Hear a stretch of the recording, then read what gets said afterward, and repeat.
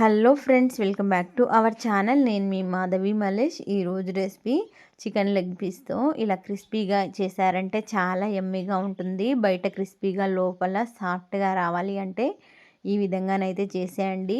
ఫ్రెష్గా కడిగి తీసుకున్న ఒక 2 లెగ్ పీస్లని ఒక బౌల్లోకి వేసుకొని 1 టేబుల్ స్పూన్ నిండా కార్న్ఫ్లోర్ని, మీడియం సైజులో చిన్నగా కట్ చేసుకున్న ఉల్లిపాయ తరుగుని, ఒక 2 పచ్చిమిర్చిని, కొద్దిగా కొత్తిమీర, పుదీనా ఉంటే కరివేపాకు వేసుకోండి, లేదంటే లేదు. కొత్తిమీర పుదీనా ఉన్నా సరిపోతుంది.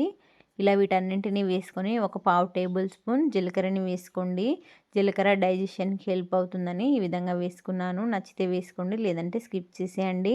అలాగే పావు టేబుల్ స్పూన్ పసుపు, పావు టేబుల్ స్పూన్ ధనియా పొడి, పావు టేబుల్ స్పూన్ గరం మసాలా పొడి, ఒక పావు టేబుల్ స్పూన్ చికెన్ మసాలా పొడిని, అలాగే హాఫ్ టేబుల్ స్పూన్ అల్లం వెల్లుల్లి పేస్ట్ని, హాఫ్ టేబుల్ స్పూన్ ఎర్రకారం పొడిని, అలాగే టేస్ట్కి సరిపడా ఉప్పుని, అలాగే హాఫ్ టేబుల్ స్పూన్ ఫ్రెష్గా చేసుకున్న నెయ్యిని, అలాగే ఒక 2 టేబుల్ స్పూన్ల గట్టి పెరుగుని వేసుకొని బాగా మిక్స్ చేసుకోవాలి.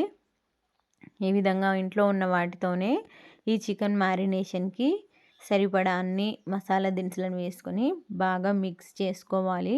ఇందులో నేనైతే ఆయిల్ వేయలేదు. ఆయిల్ వేయకుండా నెయ్యి వేసి మాత్రమే మ్యారినేట్ చేసుకున్నాను. ఈ విధంగా మసాలా మొత్తం చికెన్కి పట్టేలాగా బాగా కలుపుకొని ఒక 3 గంటలైతే పక్కన పెట్టేశాను.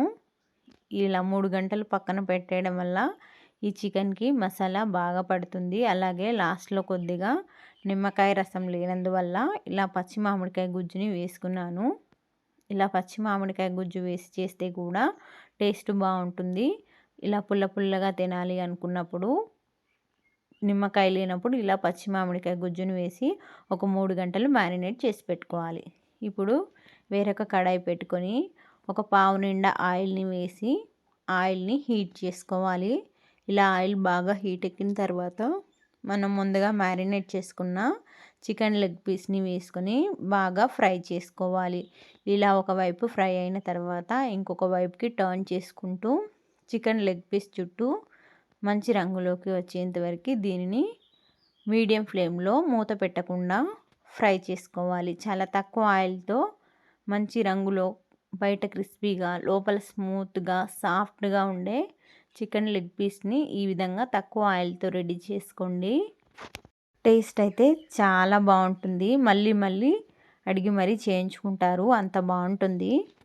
ఇలా లెగ్ పీస్లన్నీ ఫ్రై చేసుకునేటప్పుడు ఒక పావు వరకు మాత్రమే ఆయిల్ వేసి షాలో ఫ్రై చేస్తున్నాం కాబట్టి సైడ్స్లో ఉన్న ఆయిల్ని తీసి చికెన్ పీస్ల పైన ఇలా స్పూన్తో వేసుకోవాలి. మరి డీప్ ఫ్రై కాకుండా ఇలా షాలో ఫ్రై చేస్తేనే ఇవి క్రిస్పీగా భలే ఉంటాయి. ఇలా చేయడం అసలు మిస్ అవ్వద్దు.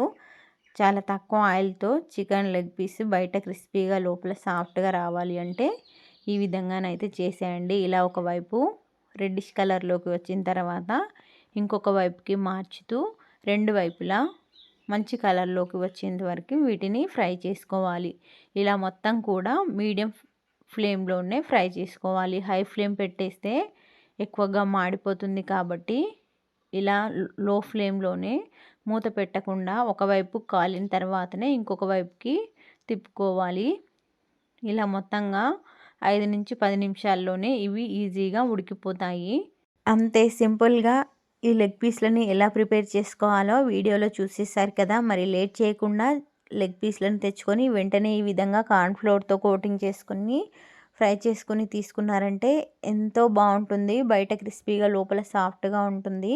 బయట మార్కెట్లో కొని తీసుకునే వాటికన్నా ఇవి చాలా బాగుంటాయి. టేస్ట్కు టేస్ట్, హెల్త్ కూడా చాలా బాగుంటుంది. మరి లేట్ చేయకుండా వెంటనే ట్రై చేసేయండి. అయితే వీటిని ఏ విధంగా సర్వ్ చేసుకున్నాను అనేది ఈ వీడియోలో చూపించలేకపోయాను. నెక్స్ట్ టైం ఎప్పుడైనా చేసినప్పుడు ఎలా సర్వ్ చేసుకోవాలనేది ఖచ్చితంగా చూపిస్తాను. ఈ విధంగా ఈ లెగ్ పీస్లు మొత్తంగా రెడీ అయిన తర్వాత వేరొక ప్లేట్లోకి వేసుకొని దానిపైన ఒక 4-5 చుక్కల లెమన్ డ్రాప్స్ని, బ్లాక్ సాల్ట్ని, వైట్ పేపర్ కానీ బ్లాక్ పేపర్ కానీ వేసుకొని స్ప్రింకిల్ చేసుకోవాలి. ఇలా స్ప్రింకిల్ చేసిన తర్వాత సైడ్లో ఒక 2 ఉల్లిపాయ ముక్కల్ని వేసుకొని సర్వ్ చేసుకున్నారంటే చాలా బాగుంటుంది. ఇందులోకి నేను ఎలాంటి ఫుడ్ కలర్ అయితే యూస్ చేయలేదు ఫ్రెండ్స్. ఈ విధంగా కార్న్ ఫ్లోర్తో కోటింగ్ చేసి ఈ విధంగా మంచి రంగులోకి వచ్చేంత వరకు ఫ్రై చేసుకొని తీసుకున్నాను. నచ్చితే ట్రై చేయండి. తప్పకుండా లైక్ చేసి, సబ్స్క్రైబ్ చేసి, కామెంట్ చేయండి.